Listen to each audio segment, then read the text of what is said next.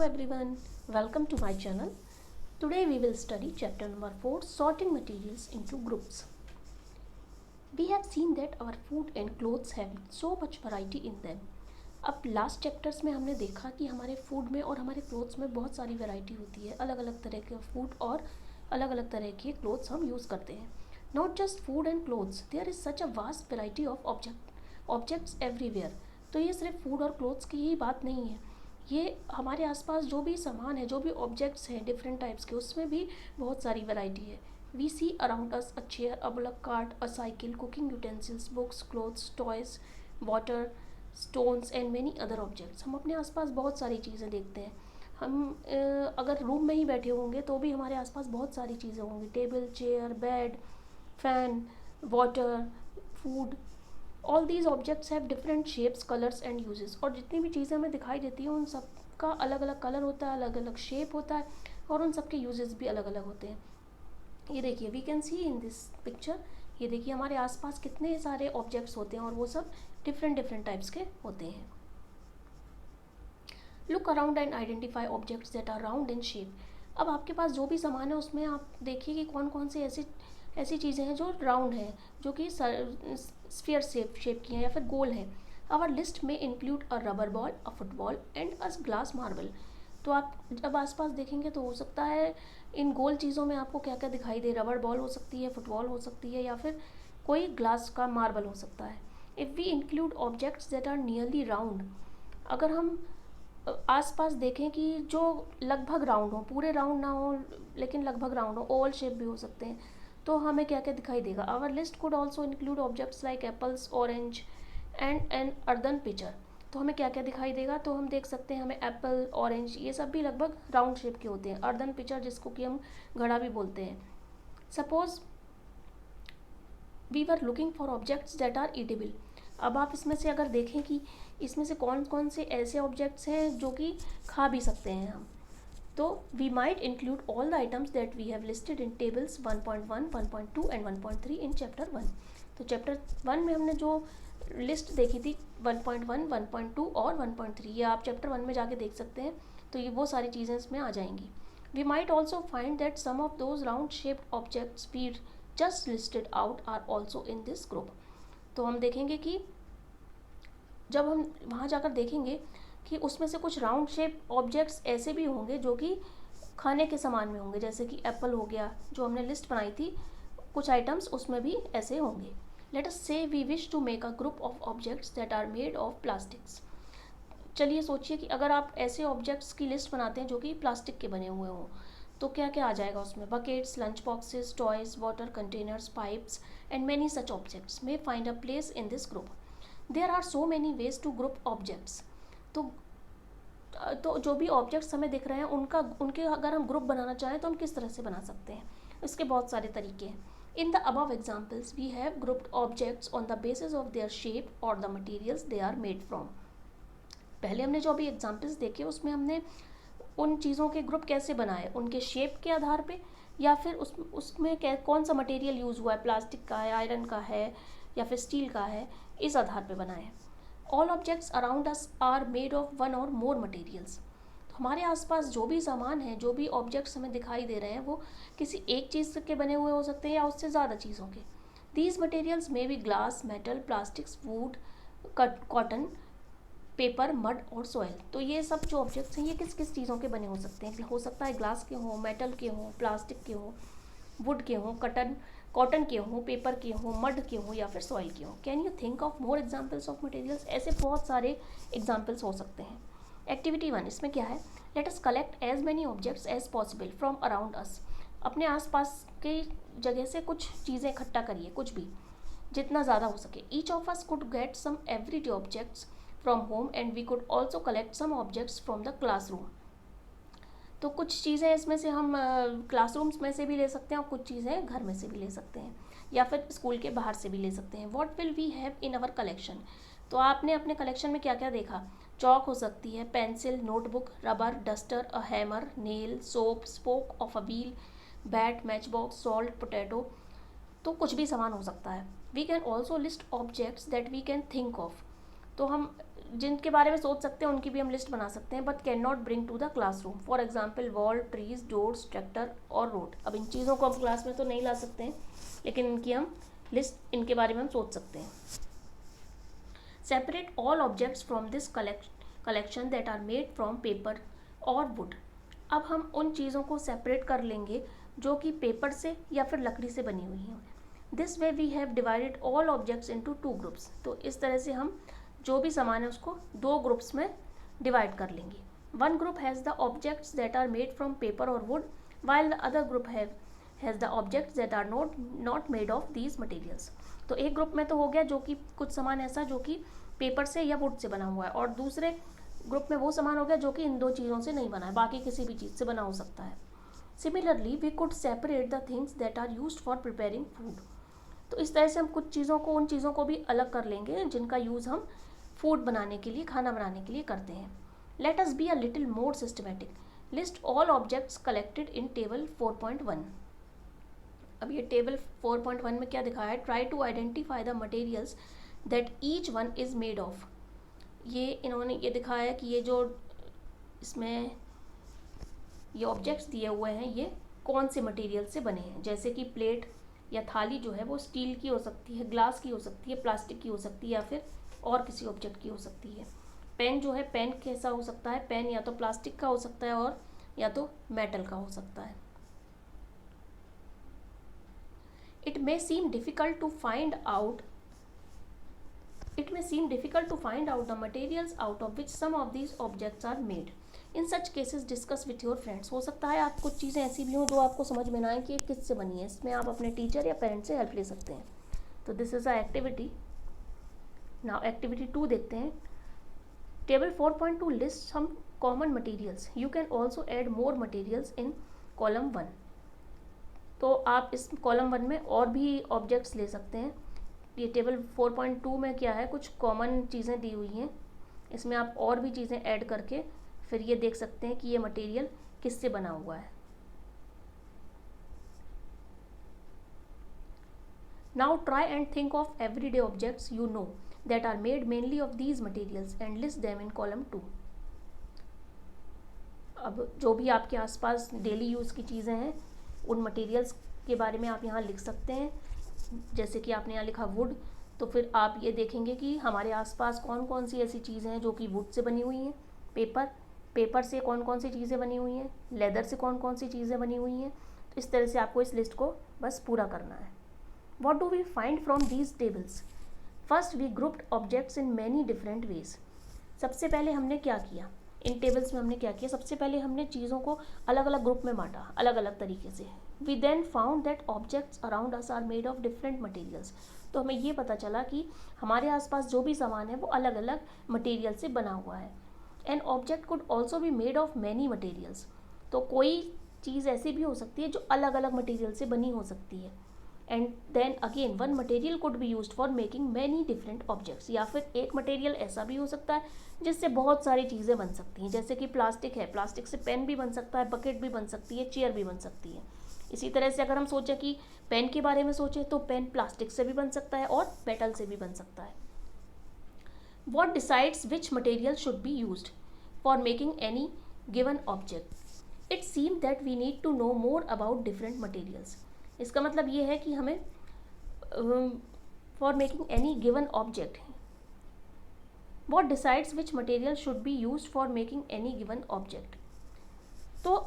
तो ये क्या चीज़ डिसाइड करती है कि कोई भी चीज़ जो है वो कौन से मटेरियल से बनाई जाए? इसका डिसीजन कैसे होता है? तो ये प्रॉपर्टीज़ ऑफ मटेरियल्स हैं। तो हम ये प्रॉपर्टीज़ ऑफ मटेरियल्स देख लेते हैं, ये क्या है।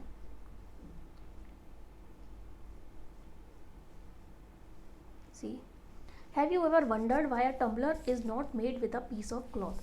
कभी आपने सोचा है कि जो ग्लास होता है, जो टम्बलर होता है जिसमें हम पानी पीते हैं, वो कपड़े से क्यों नहीं बन सकता? Recall our experiments with piece of cloth in chapter 3 and also keep in mind that we generally use a tumbler to keep a liquid.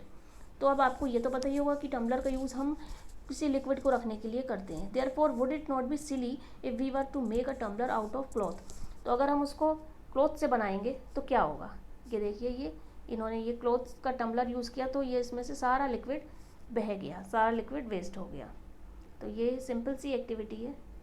Similarly it would not be wise to use paper like materials for cooking vessels. इसी तरह से हम ये भी देख सकते हैं कि हम कुकिंग वेसल्स के लिए जिन बर्तनों में हम खाना बनाते हैं वो हम पेपर का नहीं बना सकते. We see then that we choose a material to make an object depending on its property. तो किसी कुछ भी चीज़ बनाने के लिए हम मटेरियल का यूज़ करते हैं, ये उसकी प्रॉपर्टीज़ पे डिपेंड करता है कि हमें कैसा ऑब्जेक्ट चाहिए, उसकी प्रॉपर्टीज़ क्या हैं, तो वो कैसे यूज़ हो सकता है. And the purpose for which the object is to be used, और उस ऑब्जेक्ट को हम कैसे यूज़ करने वाले हैं. जैसे अगर हम उसे लिक्विड रखने के लिए यूज़ करने वाले हैं तो हम उसे पेपर से या फिर कपड़े से नहीं बना सकते हैं. So what are all the properties of materials that would be important for their uses. तो जो भी मटेरियल्स होते हैं उनकी क्या क्या प्रॉपर्टीज़ होती हैं जिसके आधार पे उसे हम अलग अलग ऑब्जेक्ट्स को बनाने के लिए यूज़ करते हैं. तो कुछ प्रॉपर्टीज़ यहाँ पर दी हुई हैं. सम प्रॉपर्टीज़ आर डिस्कस्ड हेयर. तो ये प्रॉपर्टीज़ देख लेते हैं.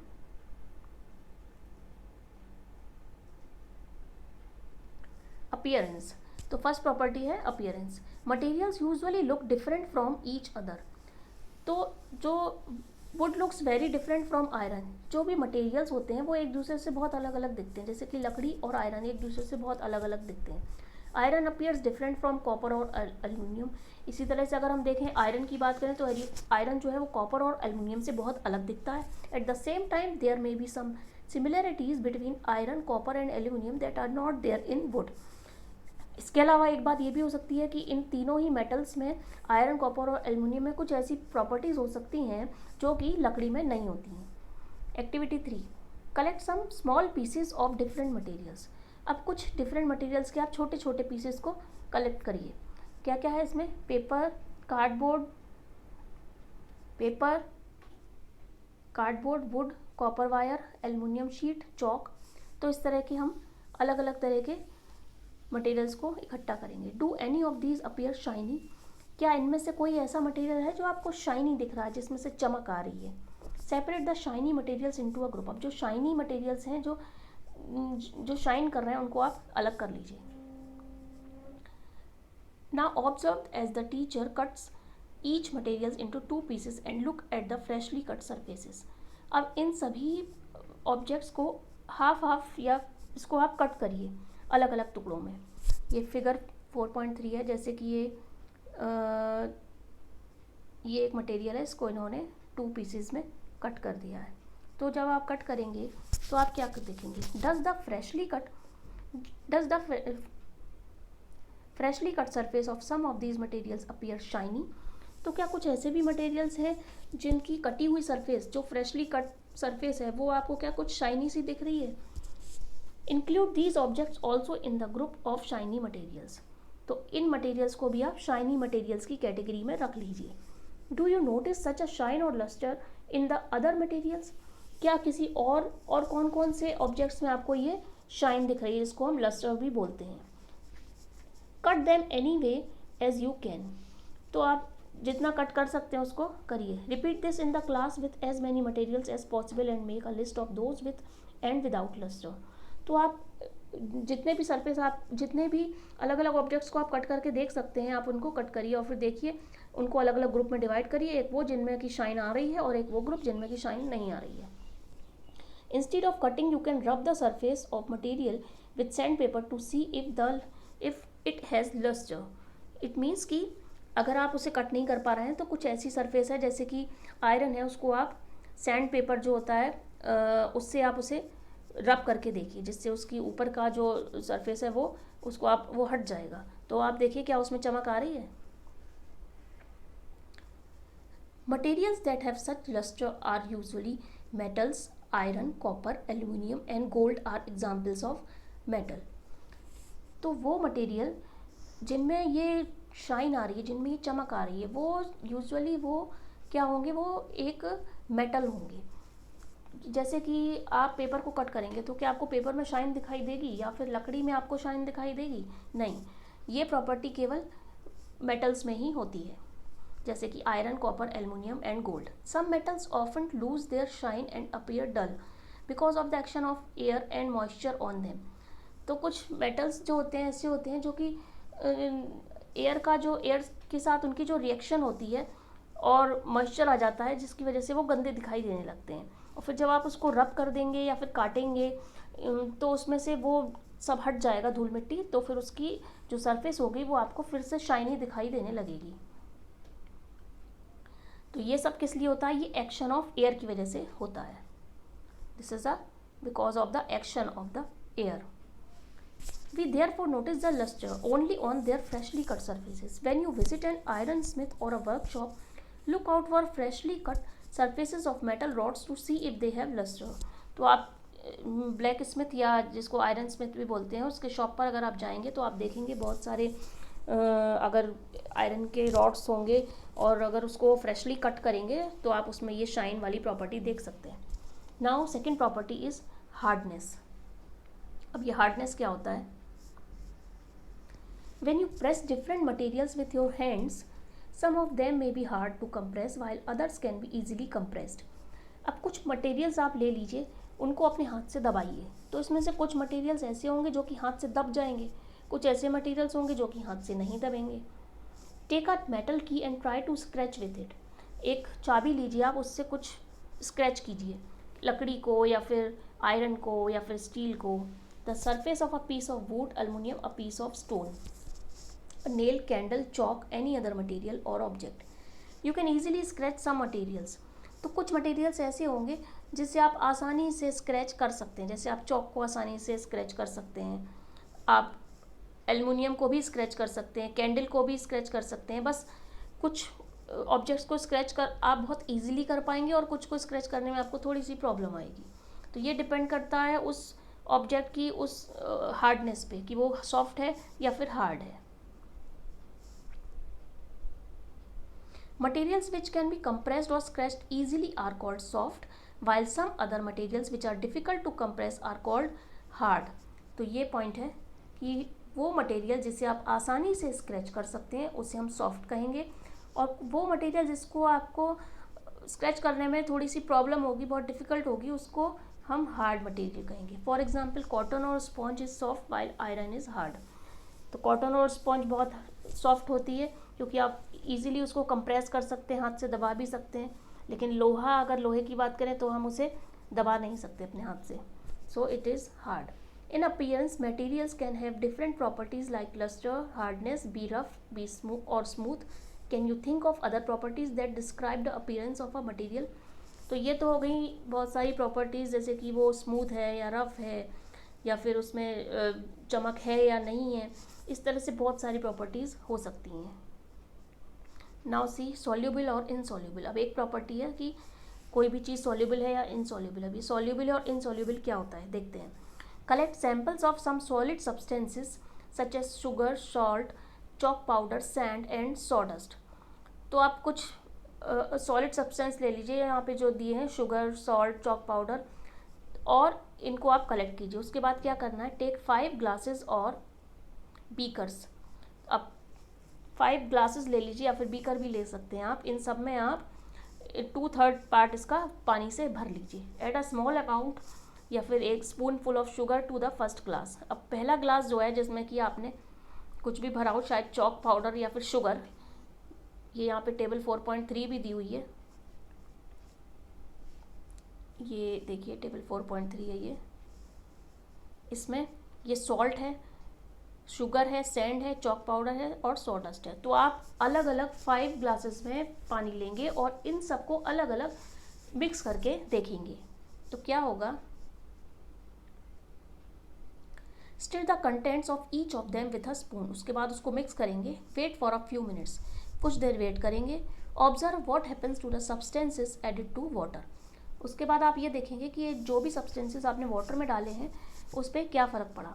Note your observations as shown in table 4.3. ये देखिए ये एक्सपेरिमेंट है. इसमें से आप देख सकते हैं कि कुछ चीज़ें ऐसी होंगी, कुछ सब्सटेंस ऐसे होंगे जो पानी में पूरी तरह से घुल जाएंगे, बिल्कुल गायब हो जाएंगे, और कुछ सब्सटेंस ऐसे होंगे जो कि दिखाई देंगे. ये देखिए, तो ये एक्सपेरिमेंट करके आपको ये टेबल में लिखना है. You will notice that some substances have completely disappeared और dissolved in water.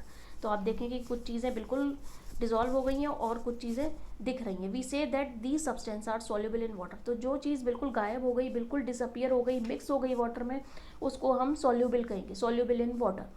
Other substances do not mix with water and do not disappear even after we stir for a long time. These substances are insoluble in water. कुछ चीज़ें ऐसी भी होंगी जो कि हम जैसे पानी में घोलेंगे या मिक्स करेंगे, स्टिर करेंगे, काफ़ी देर तक भी करेंगे, फिर भी वो डिसअपियर नहीं होंगी। इन चीज़ों को हम इनसॉल्युबल इन वाटर बोलेंगे। Water plays an important role in the functioning of our body. तो वाटर जो है, वाटर हमारे बॉडी की वाइटल एक्टिविटीज़ में, हमारे बॉडी की के फंक्शन में बहुत इंपॉर्टेंट रोल प्ले करता है। It can dissolve a large number of substances. Do liquid also dissolve in water. तो ये हमारे बॉडी में बहुत सारी इस तरह की चीज़ें होती हैं जिसमें कि वाटर जो है डिसॉल्व कर लेता है अपने आप में, जैसे कि डाइजेशन के लिए वाटर बहुत ज़रूरी है।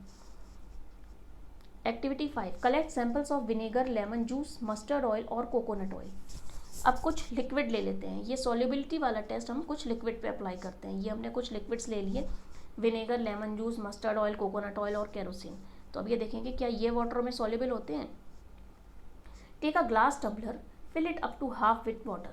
अब एक ग्लास टम्बलर लेंगे हम, उसके बाद उसमें हम आधा पानी भर लेंगे। Add a few spoonfuls of one liquid to this and stir it well. अब इसमें से आप कोई भी एक लिक्विड लीजिए, विनेगर ले लीजिए या फिर लेमन जूस ले लीजिए और फिर उसको पानी में घोल के देखिए। एक एक अलग अलग लेके देखना है। Repeat the same with other liquids as many different liquids are available to you. जितने आपके पास अवेलेबल हो लिक्विड, उन सबको आप पानी में घोल के देखिए। उसके बाद इस ऑब्जर्वेशन को आप टेबल 4.4 में लिख के देखिए। जैसे कि विनेगर है, विनेगर जो होता है वो वाटर में अच्छे से मिक्स हो जाता है, लेमन जूस भी हो जाता है। इस तरह से आपको बहुत सारी चीज़ों को मिक्स करके देखना है कि कौन सी चीज़ें, कौन से सब्सटेंस ऐसे हैं जो कि वाटर में सॉल्युबल हैं, वाटर में मिक्स हो गए हैं, और कौन से ऐसे लिक्विड्स हैं जो कि वाटर में मिक्स नहीं हुए हैं।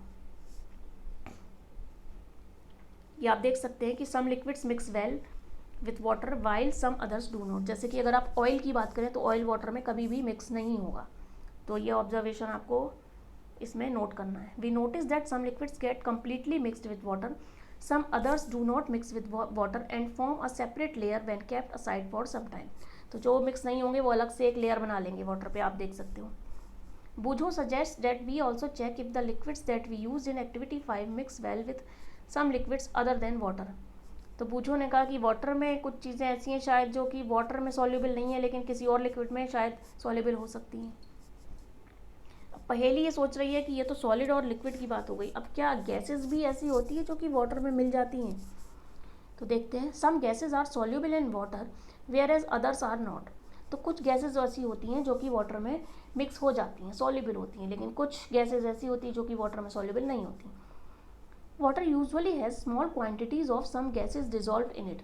तो वैसे भी यूजुअली जनरली वाटर में कुछ गैसेस पहले से ही डिजॉल्व होती हैं, जैसे कि oxygen. For example, oxygen gas dissolve in water is very important for the survival of animals and plants that live in water.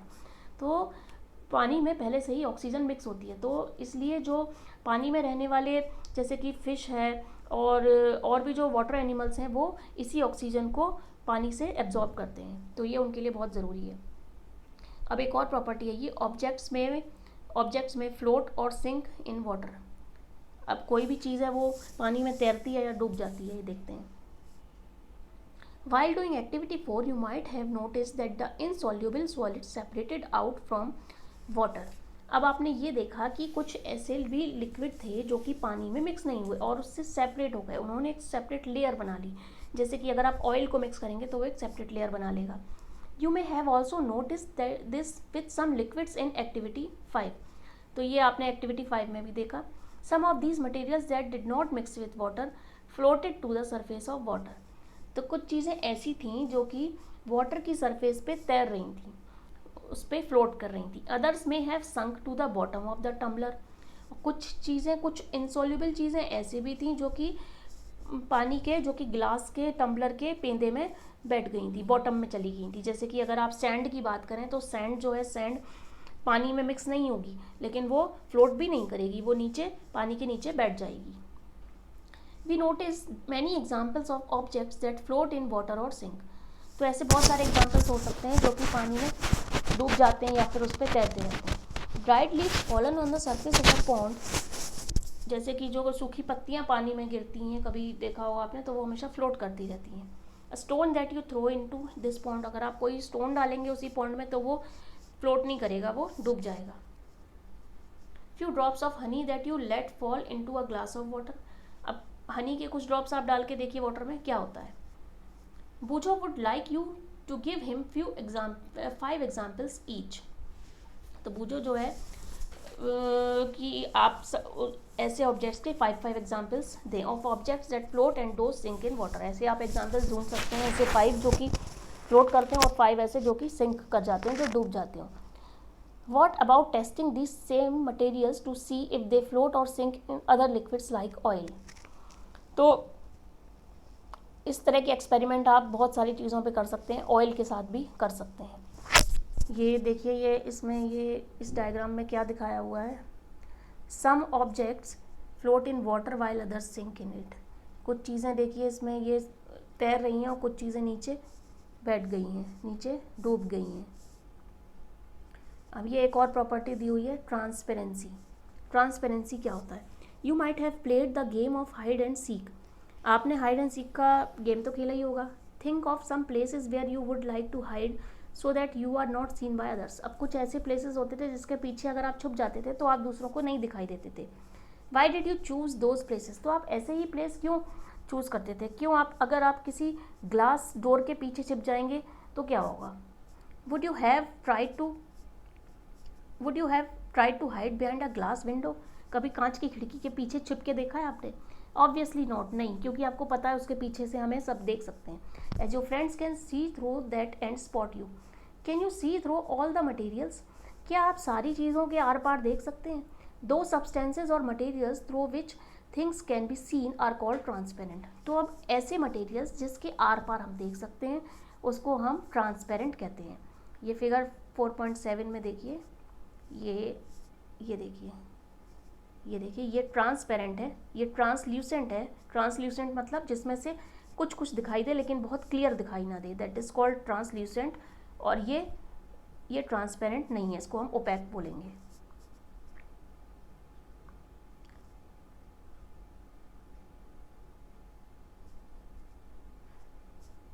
Glass, water, air and some plastics are examples of transparent materials, ये transparent materials के examples हो गए।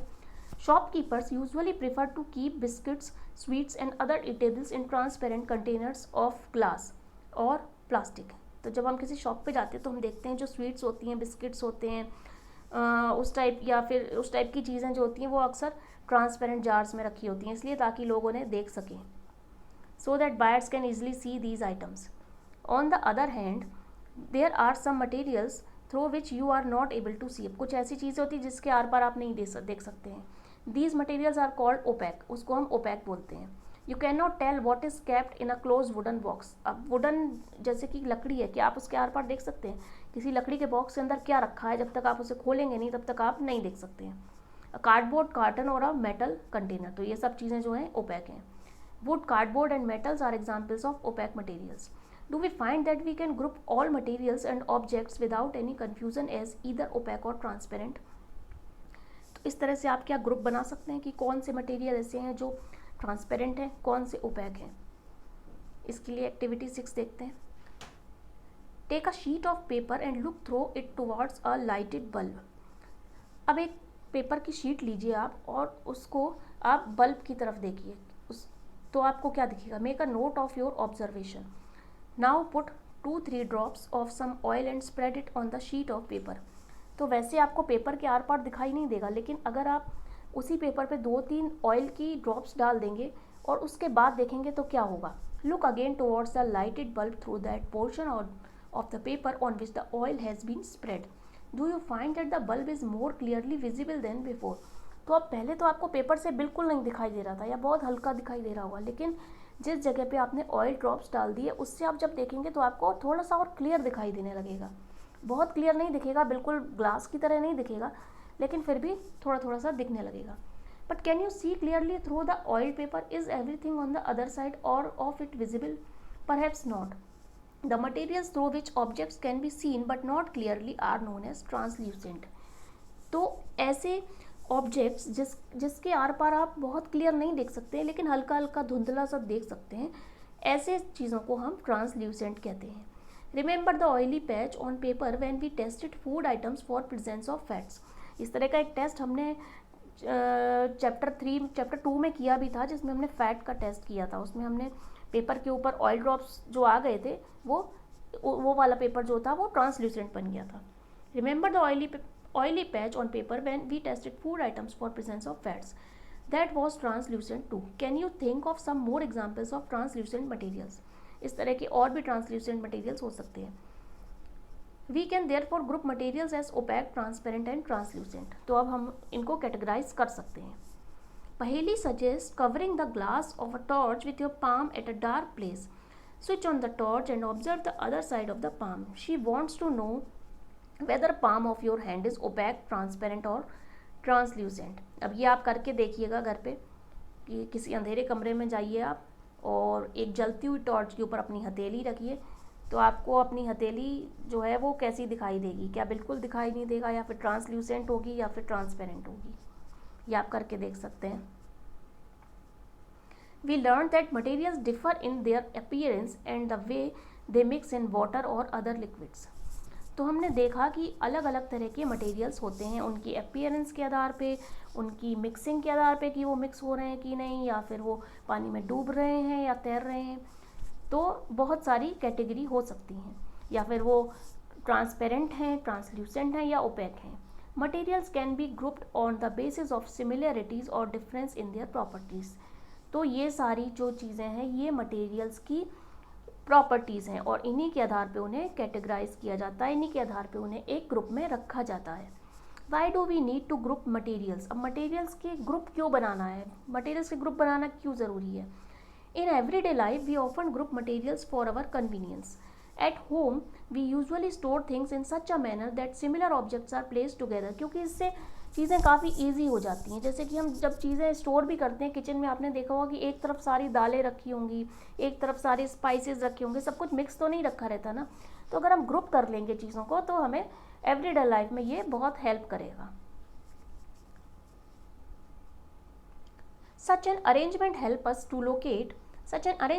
to locate them easily. Similarly, a grocer usually keeps all types of biscuit at one corner. तो ये category आप किसी shop पे भी देख सकते हैं। आपने देखा होगा किसी शॉप पे सारी स्वीट्स एक तरफ रखी रहती हैं, सारे बिस्किट्स एक तरफ रखे रहते हैं, डिटर्जेंट पाउडर एक तरफ होते हैं, पल्सेस या फिर जो भी अनाज होता है वो अलग रखा होता है। All soaps at another while grains and pulses are stored at some other places. तो ये वो भी ग्रुप बना के रखते हैं। There is another reason why we find such grouping useful. तो एक और भी रीज़न है कि ये जो ग्रुपिंग होती है यूजफुल क्यों होती है। Dividing materials in groups makes it convenient to study their properties and also observe any patterns in these properties. तो इसका एक और भी कारण है, दुनिया में वैसे तो कितने तरह के मटेरियल होंगे, आप सबको अलग अलग स्टडी तो नहीं कर सकते, इसलिए उनको अलग अलग ग्रुप्स में उनकी प्रॉपर्टीज़ के आधार पे उनको अलग अलग ग्रुप्स में रख दिया, जिससे आप अगर एक ग्रुप के बारे में पढ़ लेंगे तो उस ग्रुप में आने वाले सारे मटेरियल्स की आपकी स्टडी एक ही बार में हो जाएगी। तो दिस इज़ ऑल्सो ये भी एक बेनिफिट है उसका। We will study more about this in higher classes. तो ये जो प्रॉपर्टीज़ हैं मटेरियल्स की, इसके बारे में आप हायर क्लासेस में पढ़ेंगे। नाउ कीवर्ड्स देख लेते हैं। कीवर्ड्स क्या है? हार्ड मीन्स जो सरफेस बहुत हार्ड होती है जिसको हम कंप्रेस नहीं कर सकते। इनसॉल्युबल मीन्स जो चीज़ पानी में घुलती नहीं है। लस्टर मीन्स, लस्टर आपने देखा था कि जो चमक होती है किसी भी मेटल में उसको हम लस्टर बोलते हैं। मटेरियल मीन्स कोई भी सब्सटेंस।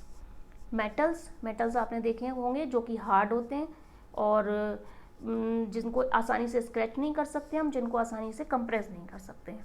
ओपेक क्या था? ओपेक वो चीज़ थी जिसके आर पार हम नहीं देख सकते हैं, जिसको अपारदर्शी भी कहते हैं हम हिंदी में। रफ मीन्स जो सरफेस स्मूथ नहीं होती है, रफ होती है, जैसे कि सैंड पेपर। सॉल्यूबल क्या होता है? सॉल्यूबल मीन्स जो चीज़ पानी में घुल जाती है, फॉर एग्जाम्पल शुगर और सॉल्ट।